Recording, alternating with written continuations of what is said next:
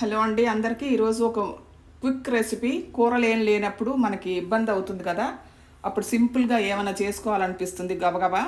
అందుకని ఇక్కడ 2 ఉల్లిపాయలు కట్ చేసుకున్నాను, చిన్న అల్లం ముక్క, ఒక పచ్చిమిర్చి, కొంచెం కొత్తిమీర. ఇవి ముందర కచ్చా పచ్చాగా గ్రైండ్ చేసుకుందాం, మరి పేస్ట్లా కాకుండా. ఇక్కడ కొంచెం నూనె వేసుకున్నాను, కొంచెం ఆవాలు, కొంచెం జీలకర్ర, మినప్పప్పు, కరివేపాకు.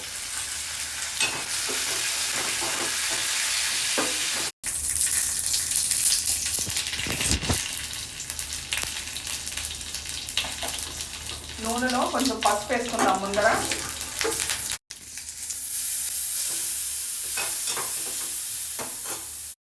కొంచెం ఉప్పు. పచ్చిమిర్చి వేసాం కాబట్టి కారం చూసుకొని వేసుకోండి కొద్దిగా. పచ్చివాసన పోయేదాకా వేయించుకుందాం ముందర. ఒక 2 టేబుల్ స్పూన్ల శనగపిండి,